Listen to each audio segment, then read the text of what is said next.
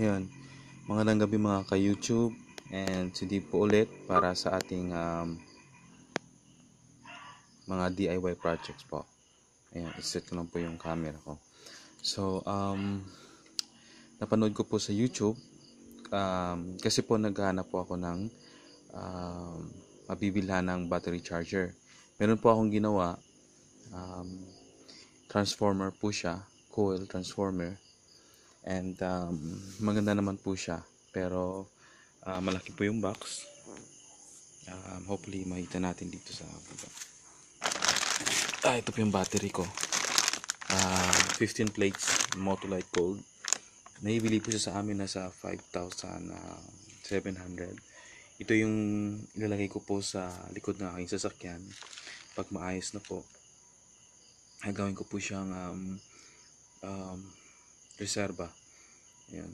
So if I'm going to patakbo kami during night time, and gagamitin ko po yung aking headlight, backlight, and wiper pag umuulan, and then if naka-aircon kami, kasi pag umuulan wala pa kasing heater yung aking sasakyan, so nagkakaroon po ng moisture sa loob ng aking sasakyan, and delikado po so yan.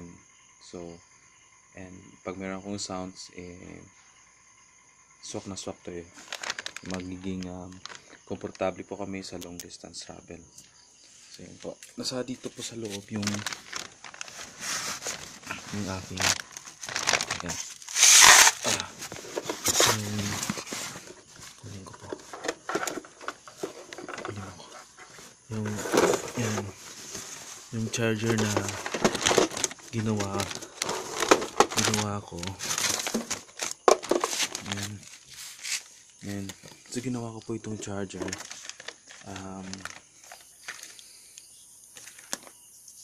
last 2012. Ayan. And ito po yung UPS na actually yung sira niya is battery, pero yan, sinira ko na. Ginamit ko yung cover niya para lagyan ko po sa loob ng transformer na 220, tapos yung output po niya is 12 volts. Tapos bumili pa ako ng diode, and yun, connect po and then labas na po doon ang 12 volts. Yung amperes po, kung di ako nagkakamali, nakadepende po yun sa transformer na bibili niyo. Kasi merong transformer na 12 volts, 5 amperes, yan, 10 amperes, then 15, 30 amperes. Ayan. So, ito yung unang gawa ko. Medyo malaki siya. Medyo malaki. And then, sabi ko, I need to buy yung isang bagay na mas maganda tingnan, and the same time maliit lang, handy. Ayan. So ibalik ko naman ito. Oops. Ang battery. Siguro mamaya na. So ito na, sa research ko po, nakagawa po ako ng isang charger ng battery, 15 amperes, 12 volts. Ayan, makita po nyo dito, mayroon po siya ditong ito, focus natin. So na mag-focus ka. Yan, nakalagay po dyan yung bakit wala?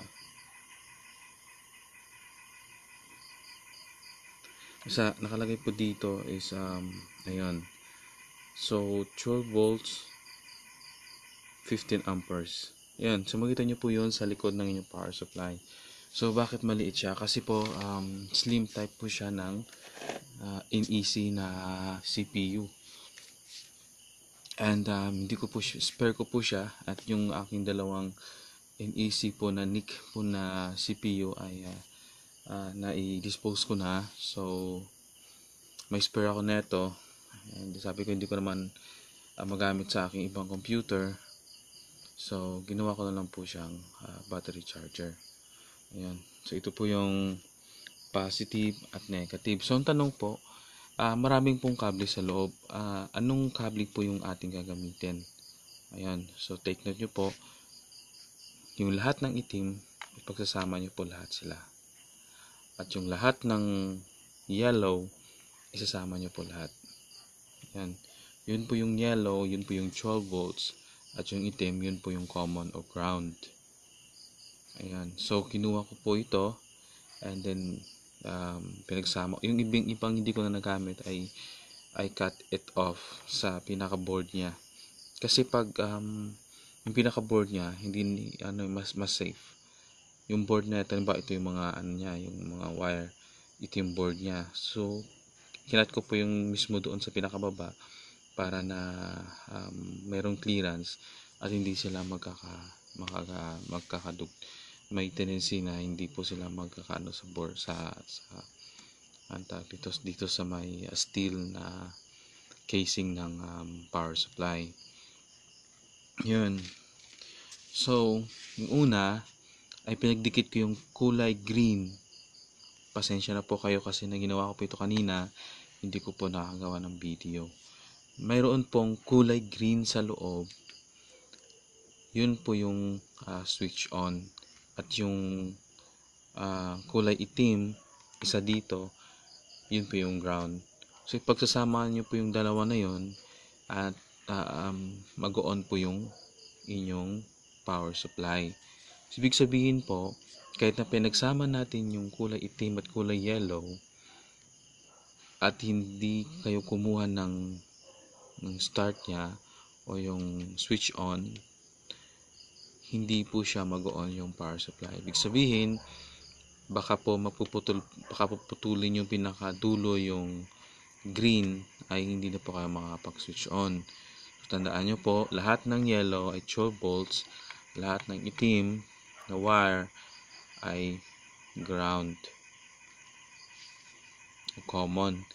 Tapos yung green ay huwag nyo po yung putulin at mag-iwan po kayo ng isang itim para po na pag pinagsama nyo po yon ay magsa-start po yung power supply. And the rest po na color, yung color red and gray, ipatputulin nyo na po sa board.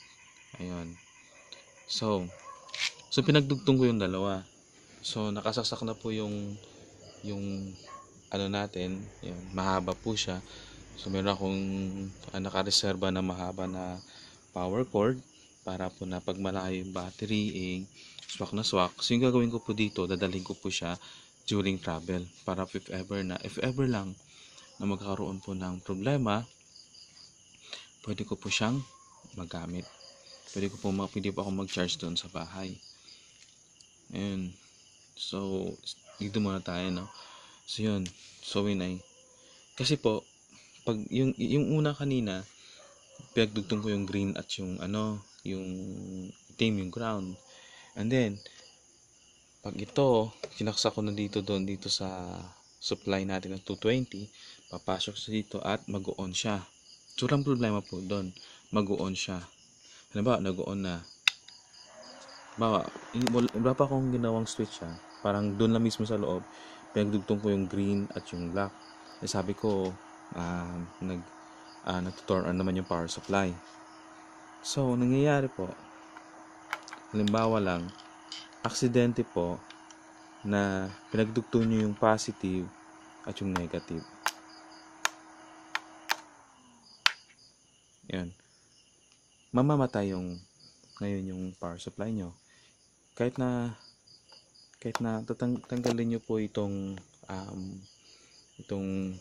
plug dito, hindi po mag-on yung power supply ninyo. Bakit po? Kasi po yung may auto kasi siya auto surge power surge. Parang if magkakaroon po pag makakaramdam po siya ng short circuit, automatically mamamatay siya. Unless ito turn on nyo muna yung green at yung black. Ibig sabihin, i-off nyo muna at i-turn on. Off nyo muna, ibig sabihin nakahiwalay. Pag turn on, ikakapit nyo uli paano pag sa loob na? Sabi ko, uy, bakit ganun? Akala ko sira, wala namang fuse. So, nabinuksan ko, kinuha ko yung green at yung black,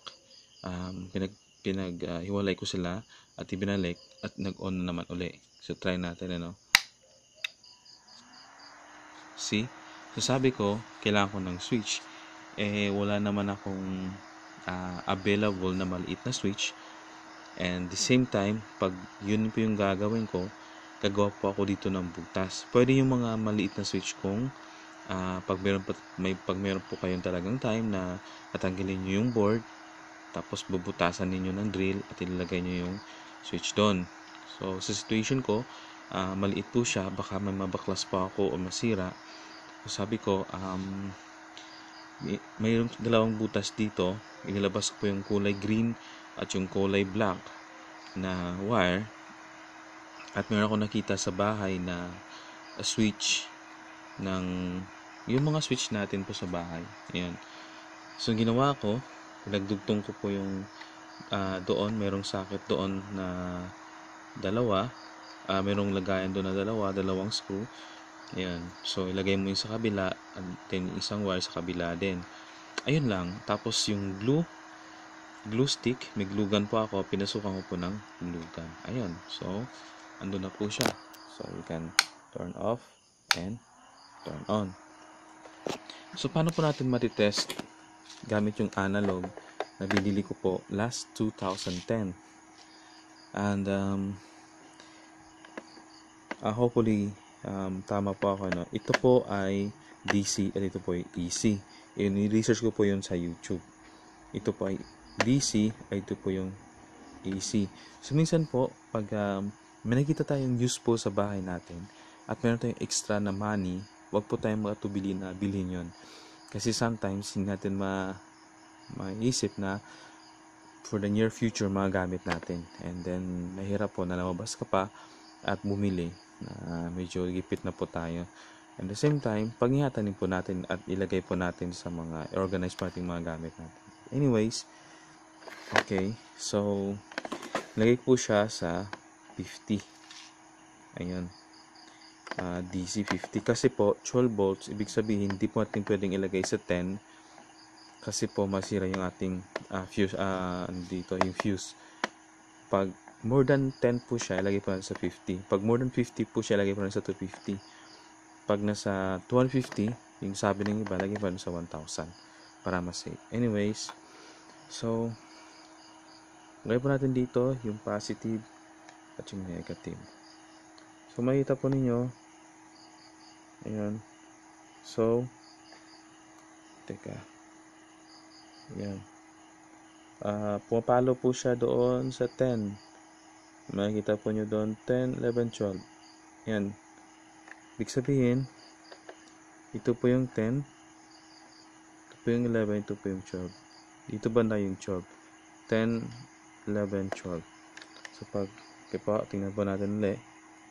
Paglagay ko po siya,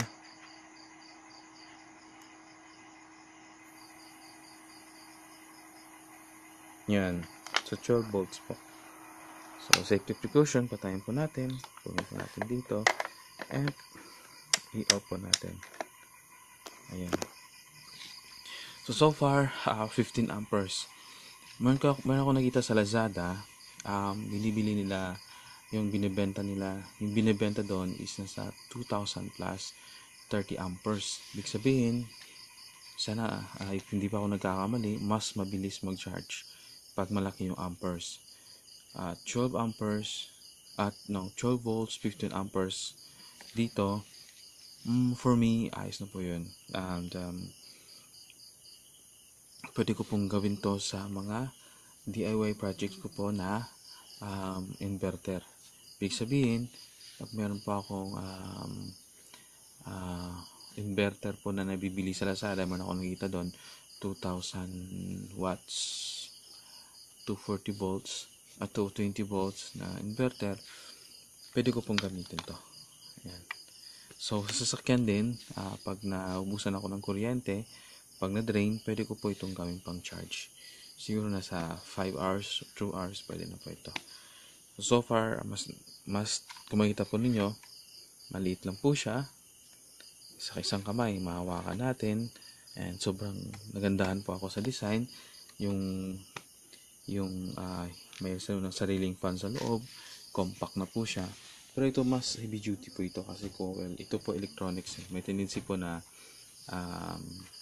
may masisira. Ito madali po siyang ayusin. Kung masira yung diode, pwede pong bilhan, pwede ko pong gawin. So meron kong dalawa. Ito pang mobile. Ito po pag sa bahay. Pero so far, nasiyahan po ako sa ginawa ko. If meron pa kayong question, lagay na lang po sa comments, and please subscribe po para po makatanggap po kayo ng mga updates sa mga do-it-yourself projects ko po. So, sa ulitin po, lahat ng yellow, dito pa natin ilalagay, lahat ng black, dito po natin ipagsasama. And then, be careful lang po na tama yung ating paglalagay nito. Ito nilagay ko po ng ang tawag doon, yan, ito po, nag-lock pa ako dito kasi the same dito para malaman ko na ito'y positive. Ito po nabibili po sa hardware. Ito po yung spare ko, and cost po ng mga 50 pesos each. Yung wire, yung electrical wire na extension wire, yan. So ang haba po niya i-fit po natin nasa 6 feet plus ito po. So ayos na. Tandaan natin yung green ay yung start on. Kuha po tayo ng black. Huwag po natin puputulin yung green kasi yun po yung start on. Okay, maraming salamat po sa panonood at sa ulitin.